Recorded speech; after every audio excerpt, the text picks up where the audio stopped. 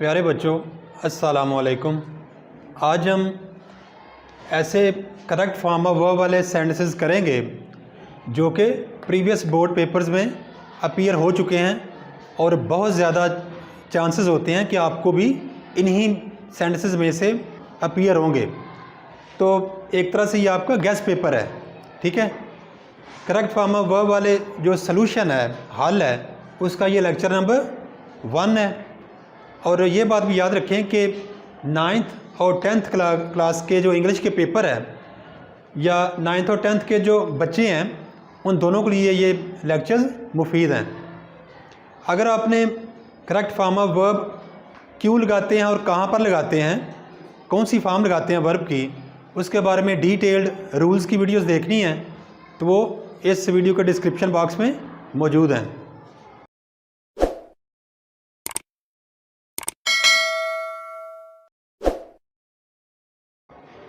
सबसे पहले है जी she dash for London tomorrow.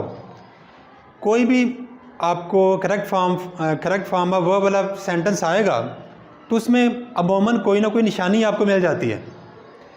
अब इसमें ये जो वर्ड है टुमारो, इसका ताल्लुक़ मुस्तकबिल से होता है, यानी ऐसा ज़माना जो अभी आना है, और जो ज़माना आना है उसके लिए विल या शैल अपीयर हुआ होता है आपके ऑप्शंस में।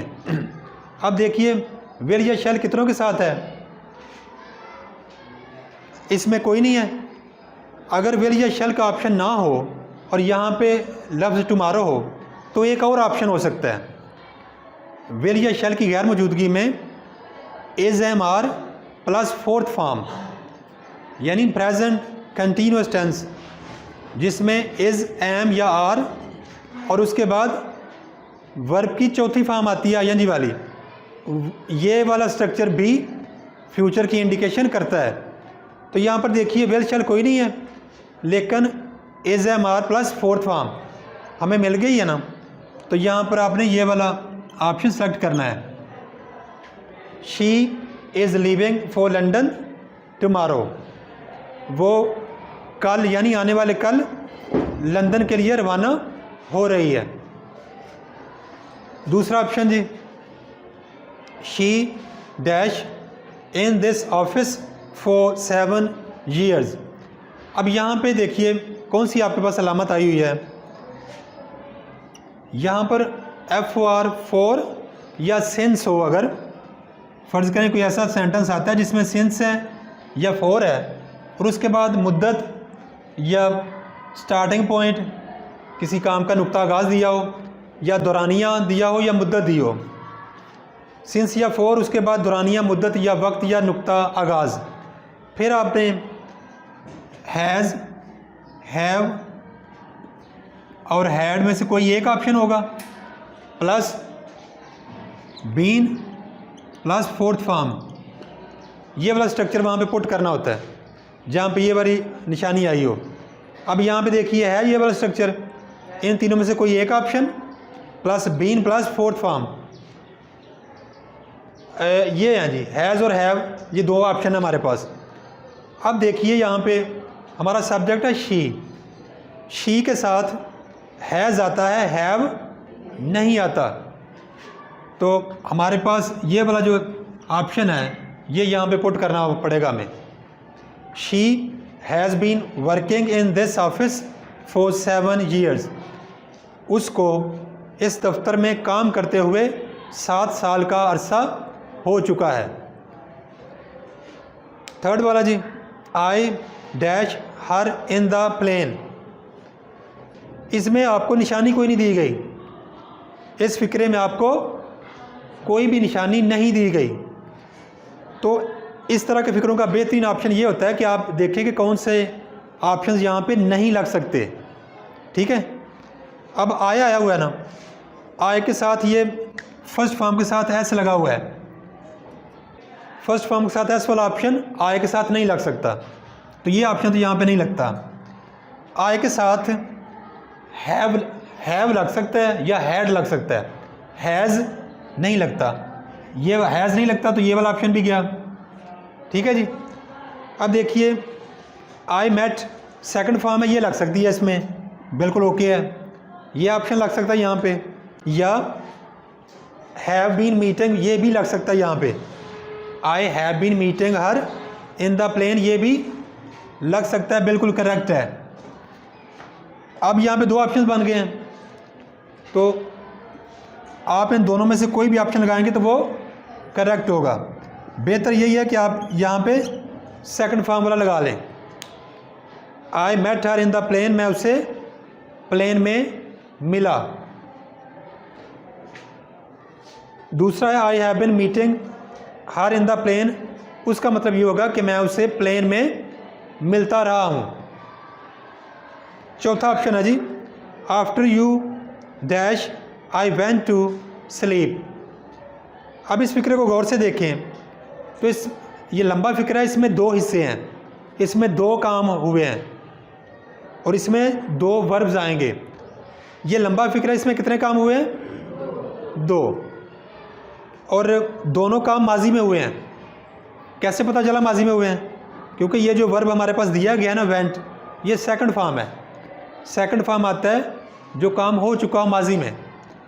तो माजी में अगर दो काम हुए हों तो जो काम दोनों कामों में से पहले हुआ हो ना, उसके साथ लगाते हैं हैड प्लस थर्ड फॉर्म, और जो काम बाद में हुआ हो उसके साथ लगाते हैं सेकंड फॉर्म। अब यहाँ पे देखिए सेकंड फॉर्म लगी हुई है, तो अब आपने लगाना है यहाँ पे हैड प्लस थर्ड फॉर्म। माजी में दो काम हुए, माजी में जो काम पहले हुआ होता है यानी वो मुकम्मल हुआ होता है, उसके लिए हैड प्लस थर्ड फॉर्म लगाते हैं, जबकि दूसरा जो काम होता है उसके लिए वर्ब की सेकंड फॉर्म लगी हुई है, आपने हैड प्लस थर्ड फॉर्म लगानी है। अब देखिए ऑप्शन में हमारे पास हैड प्लस थर्ड फॉर्म ये वाला ऑप्शन है, तो यहाँ पे लगेगा आफ्टर यू हैड लेफ्ट, जब आप जा चुके थे या आपके जाने के बाद, आई वेंट टू स्लीप, मैं सो गया। Sentence number 5, the court dash it's verdict on Thursday next. Thursday next होता है अगली जुमेरात को, और अगली जुमेरात से मुराद ये ऐसा वक्त है जो अभी आना है, फ्यूचर है, मुस्तकबिल है। तो मुस्तकबिल के लिए सबसे पहले आपने देखना है कि विल या शैल किसके साथ है, क्योंकि फ्यूचर के लिए विल या शैल आता है सेंटेंस में। तो क्योंकि इसमें हमें निशानी दी गई है फ्यूचर की, ऑप्शंस में से देखें विल या शैल किस ऑप्शन के साथ है, इसके साथ है, तो यही आपका ऑप्शन यहाँ पे फिट होगा। समझ आ गई है जी? फ्यूचर की निशानी है तो आपने विल शैल वाला ऑप्शन सेलेक्ट करना है। Sentence number 6, she dash her work before the guests arrive. इस सेंटेंस को देखें आप, तो इसके दो हिस्से हैं, एक हिस्सा यहाँ तक है और एक हिस्सा ये वाला है। अगर दो हिस्से हो सेंटेंस में और एक तरफ फर्स्ट फॉर्म आई हो, तो दूसरी तरफ आप लगाएंगे will have plus third form. लंबा सेंटेंस हो, दो हिस्से हों, एक हिस्से में आया हो वर्ब की पहली फॉर्म, तो दूसरी तरफ आपने क्या लगाना है? Will have plus third form, क्योंकि ये फिक्रा शो करता है कि कौन सा काम फ्यूचर में मुकम्मल होगा। तो यहाँ पर देखिए will have plus third form कौन सी है? ये वाली।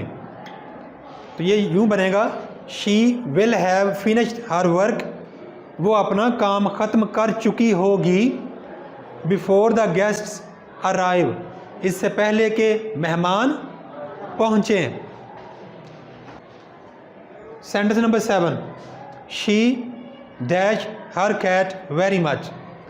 अब इस सेंटेंस में कोई वो नहीं है, निशानी नहीं है आपके पास, तो यहाँ पर आपने देखें कौन कौन सा वर्ब फिट हो सकता है। She loved her cat very much, second form है, यहाँ पे फिट हो सकती है, वो अपनी बिल्ली से बहुत ज़्यादा प्यार करती थी।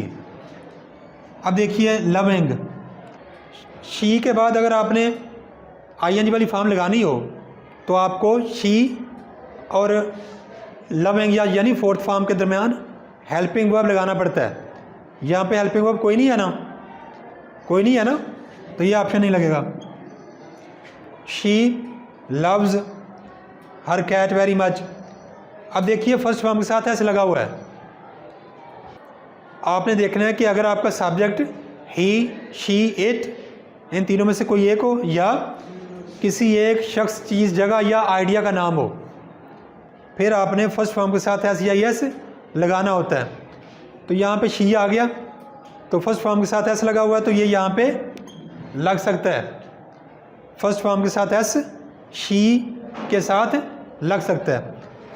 She loves her cat very much, वो अपनी बिल्ली से बड़ा प्यार करती है, ये भी ऑप्शन यहाँ पे लग सकता है।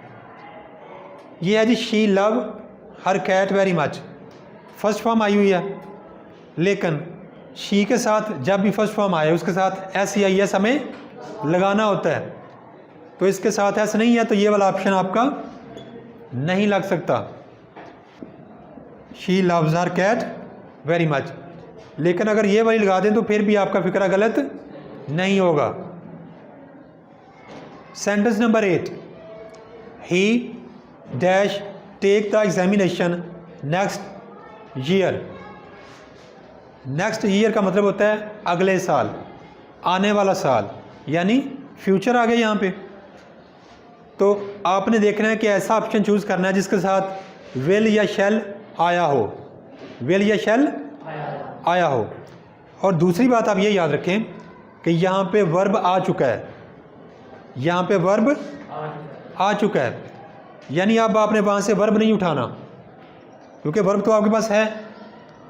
नेक्स्ट ईयर, अगला साल, विल या शैल लगना है, तो वर्ब आपके पास पहले ही है, तो आपने वहाँ से विल या शैल उठाना है। अब देखिए ही के साथ विल लगता है या शैल लगता है? विल लगता है, शैल नहीं लगता। शैल सिर्फ लगता है आई और वी के साथ, तो आपने वहाँ से सिर्फ विल उठाना है क्योंकि वर्ब आपके पास है। तो यहाँ से आप क्या लगाएंगे? Will. He will take the examination next year, वो अगले साल इम्तिहान देगा। Sentence number 9, she was singing a song when I dash the room. अब यहाँ पे फिक्र को गौर से पढ़ें तो इसमें दो काम हो रहे हैं। कितने काम हो रहे हैं? और दोनों हो रहे हैं माजी में। कैसे पता चला? क्योंकि वाज जो है ना वो माजी की जो है ना ज़माने को शो करता है। अब माजी में दो काम हो रहे हों और ये देखिए वाज प्लस आईएनजी फॉर्म आई हुई है। वाज प्लस आईएनजी फॉर्म या वर प्लस आईएनजी फॉर्म जब आए तो वो शो करता है कि माजी में वो काम जारी था, माजी में वो काम जारी था। तो अब देखिए ये लंबा सेंटेंस है, दो पार्ट्स हैं। एक तो हमें पता लग गया कि एक काम जारी था, माजी में दो काम हुए हों, एक काम जारी होने को ज़ाहिर करे तो दूसरी तरफ हमने सेकंड फॉर्म लगानी होती है। यानी माजी में दो काम हुए हों तो हमें एक तरफ वाज या वर प्लस फोर्थ फॉर्म लगानी है, ये तो हमें दी हुई है ना। दूसरी तरफ हमें सेकंड फॉर्म लगानी पड़ेगी। तो यहाँ पे कौन सी है second form? Entered. She was singing a song, वो गाना गा रही थी, माजी में ये काम जारी था। When I entered the room, जब मैं कमरे में दाखिल हुआ। तो दोबारा सुनिए कि सेंटेंस लंबा हो, माजी में हो और माजी में एक काम जारी हो तो दूसरी तरफ आपने वर्ब की सेकंड फॉर्म लगानी होती है। तो स्ट्रक्चर बन जाएगा कि एक क्लॉज में यानी उस लंबे सेंटेंस के एक हिस्से में वाज या वर्ब प्लस फोर्थ फॉर्म आएगी और दूसरी तरफ वर्ब की सेकंड फॉर्म आएगी। याद रखिएगा, ठीक है। Sentence number 10, the baby dash for milk NOW now. Now आपको ये निशानी मिल गई है। नाउ ऐसे फिक्रात के साथ आता है जो आपका बोलते वक्त जारी हो, जो आपका बोलते वक्त तो सेंटेंस है the baby for milk now, अब बच्चा दूध के लिए। तो आपने जो बोलते वक्त काम जारी होता है उसका स्ट्रक्चर इज़, एम या आर में से कोई एक helping verb plus fourth form लगानी होती है, यानी प्रेजेंट कंटिन्यूस बनाना होता है। तो अब देखें द बेबी या बेबी के साथ एज एम आर में से क्या आएगा? एज आएगा, आर आएगा या एम आएगा? एज। और आपने चौथी फॉर्म लगानी होती है क्योंकि ये फ़िक्रा नौ हमें बता रहा है ये वर्ड कि बोलते वक्त जारी है, तो एज के बाद फोर्थ फॉर्म लगा दें यानी आई एन जी वाली फॉर्म। तो इसमें ये वाला ऑप्शन है, the baby is crying for milk now. इस वक्त बच्चा दूध के लिए रो रहा है, दूध हासिल करने के लिए। Sentence number 11, the earth dash around the sun. अब फ़िक्रे पे गौर करें तो ये है ज़मीन सूरज के गिर्द घूमती है। ये फ़िक्रा शो कर रहा है कि ये एक यूनिवर्सल ट्रूथ है, आलमगीर सच्चाई है। अर्थ की रूटीन है कि अर्थ यानी ज़मीन सूरज के गिर्द घूमती रहती है, ये रूटीन है। जो फ़िक्रा रूटीन को ज़ाहिर करे उसमें आपने वर्ब की पहली फॉर्म लगानी होती है। और अगर आपका सब्जेक्ट ही, शी, इट या किसी एक चीज़ का नाम हो या एक आइडिया का नाम हो तो फिर आपने वर्ब की पहली फॉर्म के साथ एस या एस बी लगाना होता है। अब देखिए पहले तो हमें पता चल गया कि ये रूटीन है और हमारा सब्जेक्ट भी वाहिद इसम है, एक चीज़ का नाम है ज़मीन का। तो यहाँ पे फर्स्ट फॉर्म लगाएंगे और फर्स्ट फॉर्म के साथ एस या एस बी लगाना पड़ेगा हमें। तो रिवॉल्व है, अब देखिए रिवॉल्व फर्स्ट फॉर्म है, उसके बाद एस है, तो ये हमें लगाना है यहाँ पे, the earth revolves around the sun. Sentence number 12, they to school when the sun storm broke. जब तूफ़ान आया तो वो स्कूल जा रहे थे। अब ये लंबा फ़िक्र है और सेकंड फॉर्म बता रही है कि इस सेंटेंस का ताल्लुक माजी से है। दो हिस्से हो लंबे सेंटेंस के और दरमियान में व्हेन आ जाए और वो फ़िक्रा हो माजी का, जैसे कि ये सेकंड फॉर्म बता रही है, सेकंड फॉर्म माजी को शो करती है। तो आपने क्या करना है कि उन दोनों में से एक हिस्सा जारी काम को शो कर रहा होता है जबकि दूसरे में सेकंड फॉर्म लगी होती है।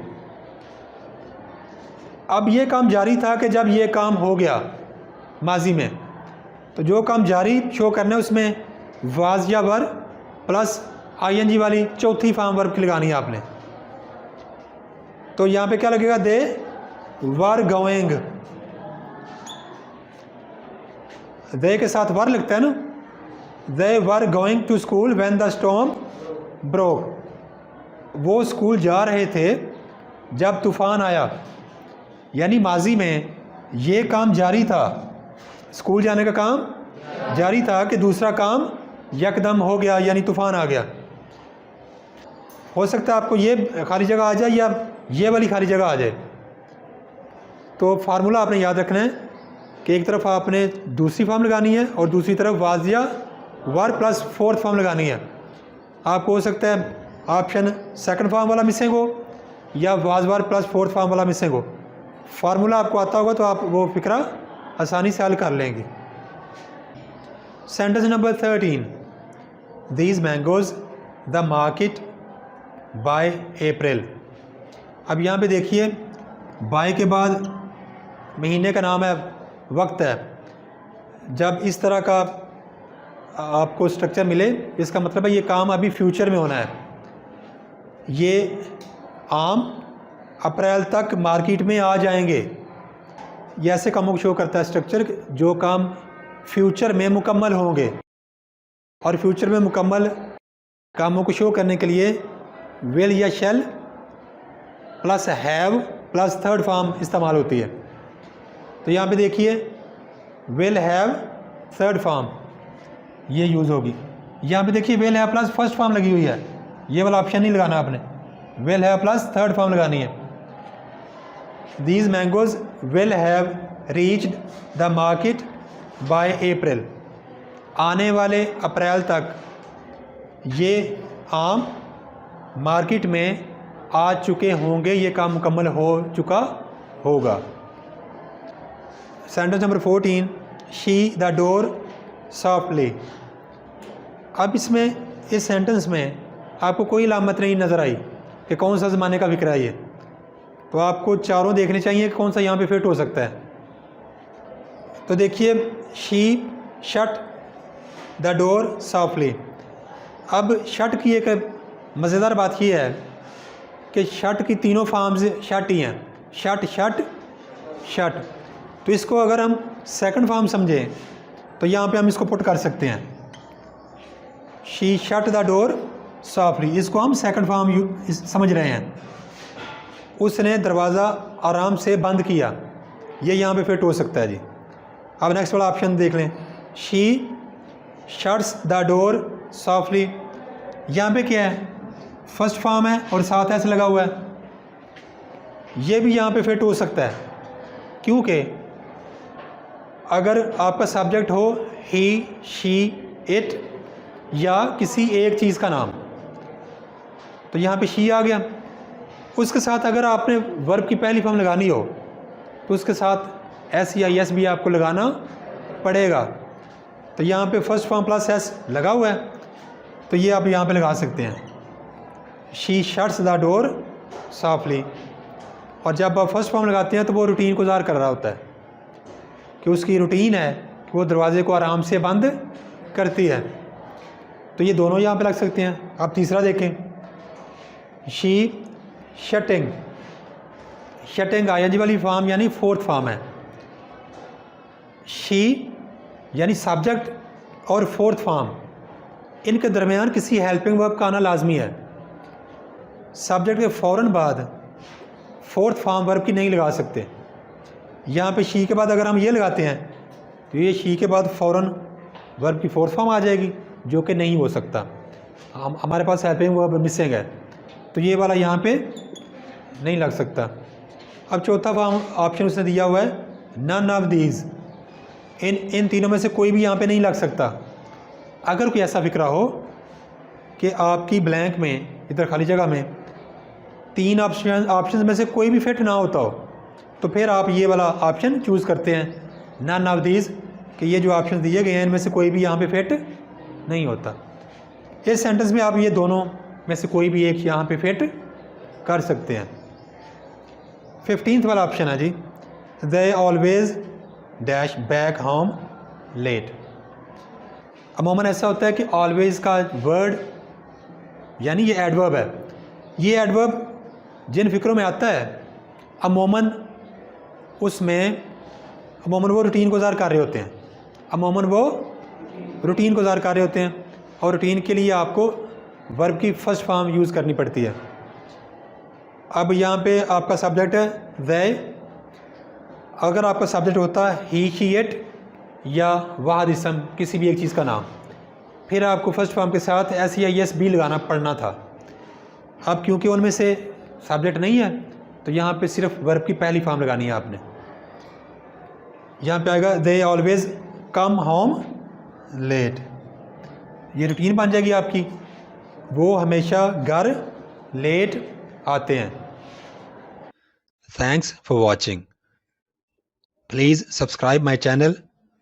Also like and share this video with your friends. Thanks.